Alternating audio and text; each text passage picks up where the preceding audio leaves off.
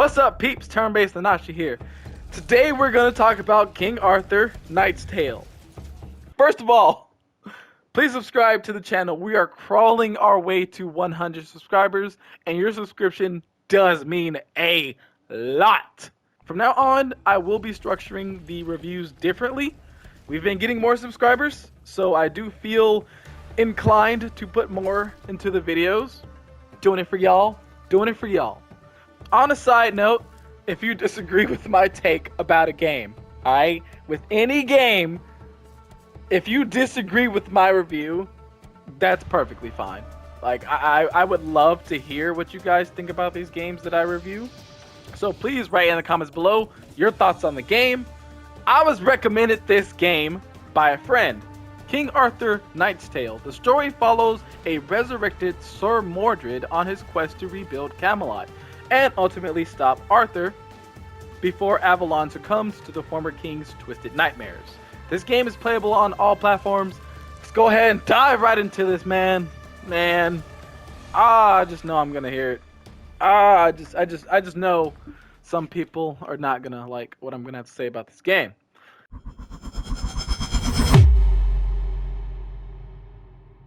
The gameplay itself is pretty fun. Every character has a set number of action points. Early game, it's annoying as hell.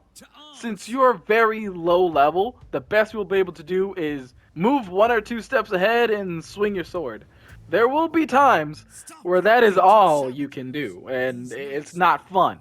But later in the game, after leveling up and whatnot, you can pull off some pretty fun, awesome combinations.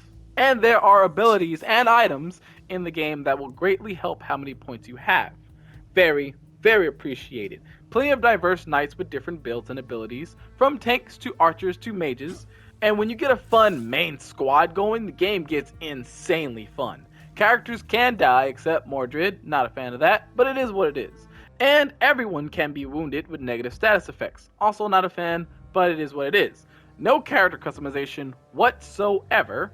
There are plenty of weapons and items you can buy in the game, plus the weapons and items you find on missions. You can even craft some epic weapons, and even get some through missions. Your base of operations is pretty nice. You can heal your soldiers, purchase weapons, and plenty of other things. You'll be making most of your morality choices here. The morality chart thing is very interesting in this game. There are like 4 paths of personality: Christian, Old Faith, Tyrant, and Righteous, or something like that. Certain ones you can run in between each other. I ran Christian and Righteous. The deeper you move in the chart, you will unlock specific things, like recruitable knights. But you can also recruit knights while you're on your missions. Now, you do run the risk of recruiting someone who, let's say, is an Old Faith while you're a Christian. That won't mesh well, because you'll be making Christian choices that knights will be losing loyalty points. And if a knight's loyalty falls too low, they can either leave the round table, betray you, type crap, or demand changes. Either one of those, you can just get out of my house or castle, or get out the table. Get off the table. Get from off the table. Get from out of the table. However you would word that. You have no sway in changing their opinions, by the way. Boss battles were fun. I think. Can't remember most of them that well. I remember 3 of them very well, and I do remember some boss battles being pretty challenging. There's also plenty of times where you're insanely outnumbered. To be honest, you'll probably be insanely outnumbered most of the time, and it can be fun at times. Other times it's a little damn annoying when you keep getting frozen, or when they just surround you and just start swinging at you like you are the piñata.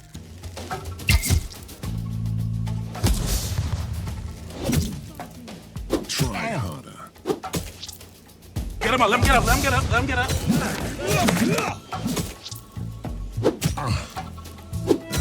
Fight back! I'm still breathing. After you beat the whole game, you can play side missions. Honestly, I didn't give crap. I didn't give crap.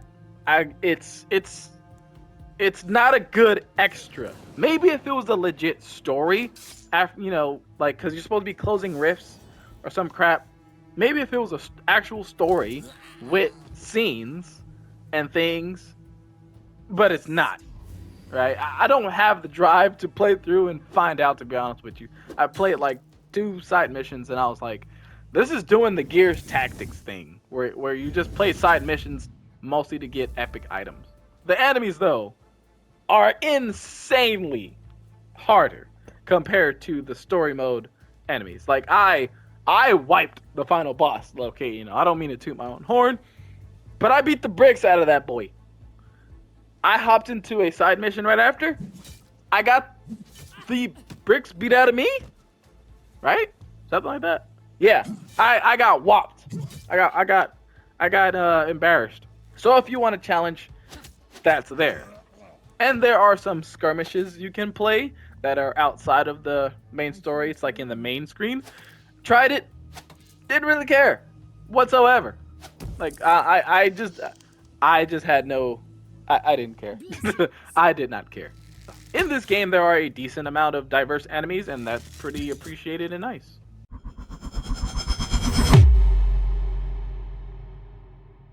This game is long. Pretty damn long, if you ask me. I put in about 130 hours. Plenty of main missions and side missions. The story itself isn't all that amazing, right? Some moments are nice. Others, most, I just didn't care about. The cutscene graphics are very nice. All you had to do was kill. What the hell are you talking about? There's one shard left, and it's all over. The story is good enough to keep me invested when I was playing it, but the ending was crap, man. The ending is crap. Listen, when I play a game, I love stories. Like that is one major thing when it comes to me and playing games. I love story. Give me something good from beginning, middle, and end, right? This game ending was crap. I think it is better or passable to have a crappy beginning, an okay middle, and an amazing end. But when you go pretty good to crap, a bad ending is just a very bad. It's a bad experience. It's like eating good food, but the aftertaste is horrible. Even though in this game you choose your dialogue plenty of times, it does change some small outcomes, but the overall story doesn't change. Sometimes I'd be asking myself on missions like, what am I even doing here? Like, what's going on, guys? Like, why are we in these woods again?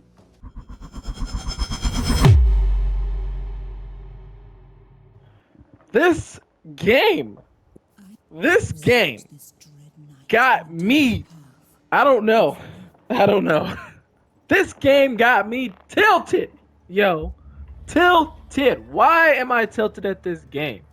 Because the first like 6 minutes of this game is beautiful. Okay? Beautiful.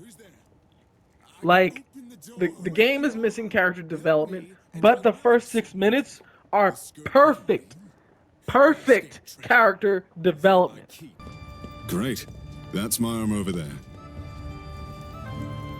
Finally. I feel more useful now. You think a sword makes you less useless? We must get out of here. Go to the door and let me handle this. And this is all you really see of it. Like, they had something so good going for this with this beginning. I'm invested. I'm thinking the game is going to be like this. But it's not. It's not. And that's so sad. That is so bad. The character development is pretty shite, if you ask me. When it comes to Mordred himself, yes, you can change his dialogue, and that's nice, but nothing really enhances it, right? Your morality doesn't affect the cutscenes or the overall story in an impactful way. Your knights also don't have any character development, since they don't talk, aside from when you recruit them, and maybe they'll say a line or two mid-mission, but you don't really hold conversations with them in any way, like a game Lost Eidolons, for example. This game heavily lacks character development. I do think they talk a little bit more if you increase their loyalty, but it's just not enough for you to really learn about them. Sir Kay, Character development you is are really persistent. shite in this Can't game. let you walk free. Now, you can replay the game, go down a different morality path, and have some different dialogue. But again, because the story doesn't change, it feels like you won't be getting anything really new out of your second playthrough. You can't change your main weapon or your class, and your build roughly stays the same. There is no new game plus. After you complete the story, you just play those side missions to find better loot. This game is more similar to being like a one-shot type of game, and when I mean a one-shot game, it's pretty much there's nothing by replaying this game. You're just going to enjoy the ride, and when the ride ends, the ride ends. Not much after it. Nothing after it is worth it.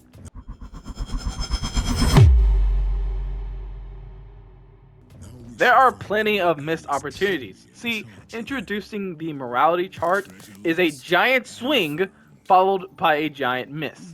Being able to have a personality, but not really being able to use that personality sucks. Like not being able to change how your knights feel, changing from a tyrant to a Christian. Your morality doesn't impact the overall story. Honestly, you could just throw Mordred away and replace him with a created character. Honestly, since Mordred doesn't have any character development, you can replace him with anyone. Might as well make it a character you can create with changeable classes. That'd be fire, right? All characters feel one-dimensional. It would have been awesome if you could actually talk and hold conversations with your knights, giving them and Mordred more depth. You have a base that lets you build, but no way to talk to your knights. It's such a miss, man. Like imagine if you could walk through your castle. That would be so fire. Walking to the room where the Knights of the Round Table is, that would have been so fire. But no, we don't got that. We don't got that. We got this. And on top of that, we could have had easily 4 different endings, since you have 4 different morality paths.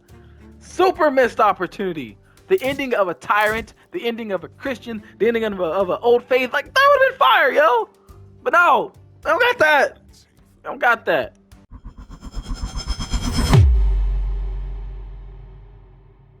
So we have a long game here, but the story is a giant letdown in the end. Solid graphics and landscapes, even though they are unremarkable. My jaw wasn't dropping like in Miasma Chronicles.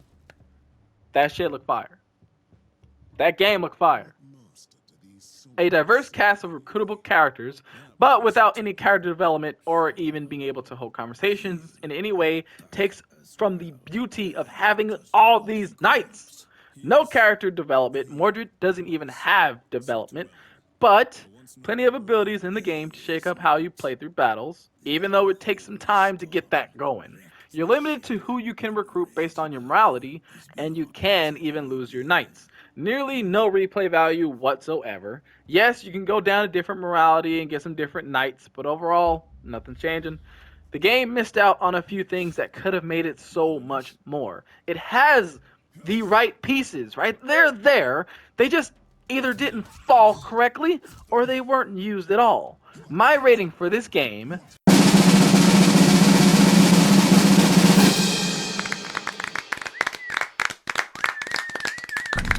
It's alright, like. is a 6 out of 10. I bit my tongue saying that. Ouch. Ouch. Pretty much right above average. King Arthur Knight's Tale has some notable strengths, such as its diverse cast of recruitable characters, engaging abilities, and solid graphics. On top of it, it can be very fun when you got the knights you want on your team. However, these positives are greatly hindered by what the game lacks. The lackluster story, The Blackluster Soldier! lackluster story. I don't know why I'm thinking about Yu-Gi-Oh! Right now. It's just... Anyway, poor character development, not worth being played again. The morality system, despite its promises, falls short. Short! The game is at its best when you have the knights that you want. Till then, you'll have some you don't want, you just need to fill some space. because it's early game. You take who you can get, and if it's later, your A team might just be injured and healing. Me personally, I had a main 5. I called my team the 5 Knights.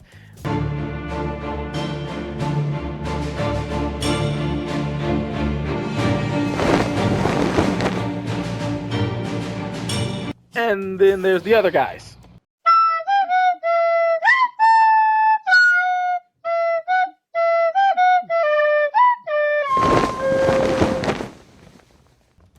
The game will run you around $40 or something like that. It's not worth that. It is not worth $40. If you do plan on getting this game, I recommend waiting for it to go on sale. So definitely $20, $30 is a good sweet spot for a game like this. If you made it to the ending of this video, please give it a like, please. Thank you so much, guys. Let me know in the comments your thoughts. What would you rate the game? What did you like most about it? And what did you dislike most about the game? If you enjoyed this video, subscribe to the channel, peeps. We're crawling to 100. And real quick, serious pause. Thank everybody. Thank everybody who has subscribed already, and thank everybody who is watching. I appreciate you guys so much. Y'all have no idea how much I appreciate y'all. We have more reviews coming. Again, I appreciate you guys so fucking much. Y'all are awesome. Peace out, you awesome peeps.